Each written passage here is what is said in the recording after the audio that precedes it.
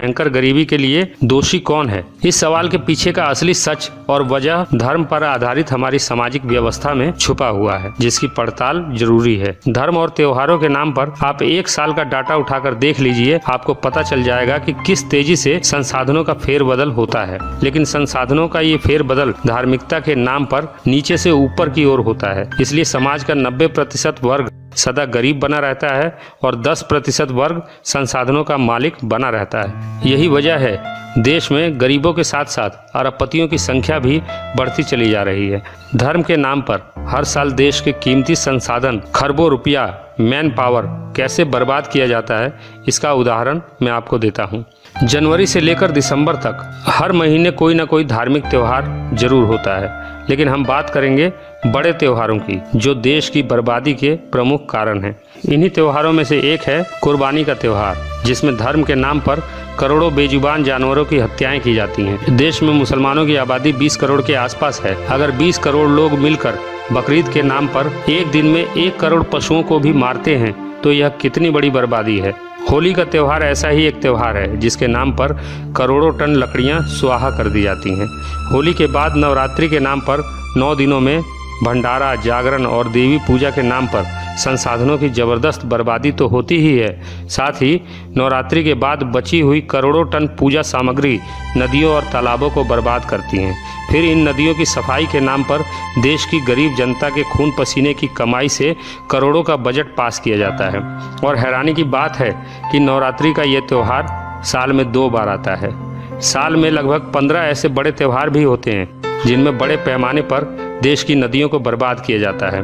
गणेश चतुर्थी, विश्वकर्मा पूजा, छठ पूजा जैसे त्योहारों के बाद तो नदियों और समुद्री किनारों का बुरा हाल कर दिया जाता है। इन सब के साथ हर साल कई रथ यात्राएं भी होती हैं। हर साल होने वाले 10 दिन के दशहरे में देश का कितना श्रम और संसाधन बर्बाद होता है, इसका अंदाजा आप इसी बात से लगा सकते हैं कि केवल दिल्ली की 15 रामलीला कमेटियों का 10 दिनों का बजट 1050 करोड़ से ऊपर है। दशहरे के आखिरी दिन रावण दहन के नाम पर संसाधनों में आग लगाकर जो प्रदूषण फैलाया जाता है, उसे और भयानक स्तर पर दिवाली का त्योहार पहुंचा देता है। एक दिन में अरबों खरबों रुपयों को पटाखे के नाम पर आग में झोंक दिया जाता है। संसाधनों की यह भयंकर बर्बादी घोर गरीबी को जन्म देने के लिए काफी है।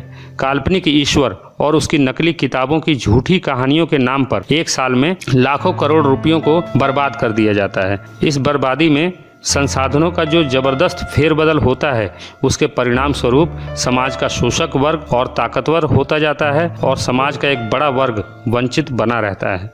इसलिए शोषक वर्ग ऐसी शोषणवादी धार्मिक व्यवस्था को स्थायी बनाए रखने के लिए बड़ा जतन करता है। लोगों में धार्मिकता बनी रहे, इसके लिए धर्म की कट्टरता पर जोर देता है। इसका परिणाम यह होता है कि धर्म के नशे में धुत लोगों की भीड़ हमेशा भीड़ बनी रहती है और भेड़ों की भीड़ से कभी समाज नहीं बनता, बल्कि समाज बनता है संवेदना, ज्ञान, सही और गलत की सामूहिक समझ और बेहतर भविष्य के निर्माण की ओर वैज्ञानिक दृष्टिकोण रखने से।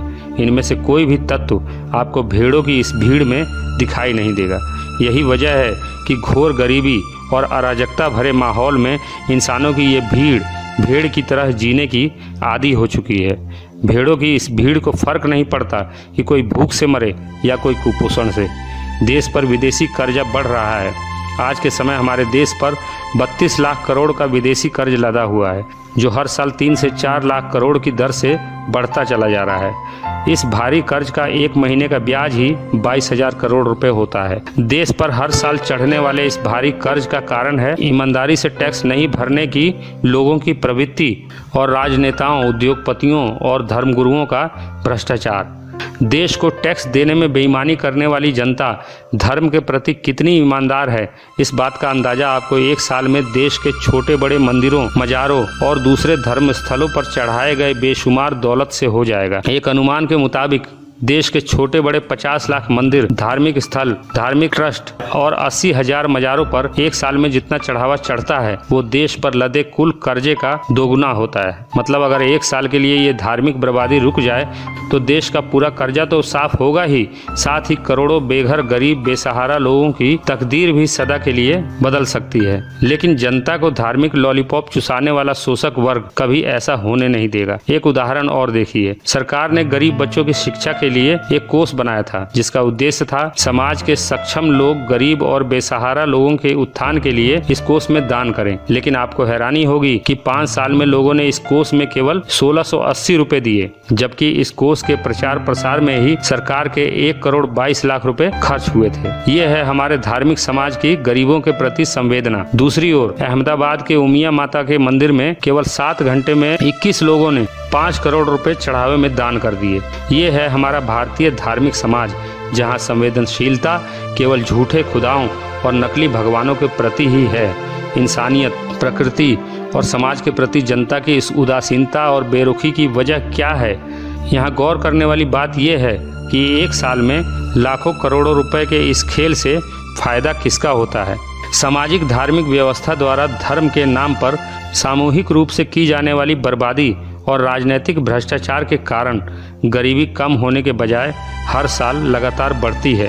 गरीबी से पैदा होती है बेरोजगारी, और गरीबी और बेरोजगारी मिलकर समाज में अशिक्षा का माहौल पैदा करते हैं, जिससे जनसंख्या बेतहाशा रूप से बढ़ती है। ये मुख्य समस्याएं मिलकर समाज को अराजकता, अन्याय, शोषण और अपराध के घिनौने दलदल में धकेलती चली जाती हैं। ऐसा समाज धीरे धीरे उपेक्षा और संवेदनहीनता के उस स्तर तक पहुंच जाता है जहां केवल 2 ही रास्ते बचते हैं, एक अंतहीन गुलामी या फिर क्रांति। देश की नियति बदलने के लिए आज आवश्यकता है एक क्रांति की, जो इस पूरी व्यवस्था को ही उखाड़ फेंके और एक नई व्यवस्था का सृजन करे, जहां आम आदमी अपनी बुनियादी आवश्यकताओं के लिए सरकारी मदद की भीख मांगने के बजाय स्वावलंबी बने और तिरस्कारित, अपमानित जीवन जीने के बजाय स्वाभिमान से जिए। एक ऐसी व्यवस्था जिसमें कोई भूखा ना सोए, कोई बेघर ना रहे, कोई नंगा ना रहे, पृथ्वी के संसाधनों पर सभी का बराबर हक हो, कोई नीच ना रहे, कोई ऊंचा ना बने, कोई दानी ना रहे, कोई भिखारी ना बने, कोई सती ना हो, कोई वेश्या ना बने, दहेज के लिए कोई स्त्री जलाई ना जाए, कोई स्त्री होने के कारण सताई ना जाए, गर्भ में ही वो गिराई ना जाए, जहाँ गोत्र ना हो, जाति का बंधन ना हो, धर्म की कोई दीवार ना हो, जहाँ भगवान के आलिशान घर ना हो, आम आदमी बेघर ना हो, बेबस ना हो, जहाँ किसी परमेश्वर का सवाल ना हो, जहाँ ईश्वर के दलाल ना हो। एक ऐसी व्यवस्था जिसमें भय, भूख और भ्रष्टाचार ना हो, आतंक, अन्याय और अत्याचार ना हो, किसी औरत से बलात्कार ना हो, और जहाँ मानवता बौनी और लाचार ना हो। आपको हमारा यह वीडियो कैसा लगा कमेंट बॉक्स में जरूर बताएं, और हमारे इस चैनल को सब्सक्राइब जरूर करें। सदियों से फैलाए गए अंधविश्वास और कुरीतियों के विरुद्ध वैज्ञानिक चिंतन के साथ खड़ा यह चैनल दुनिया को समझने का आपका नजरिया बदल देगा।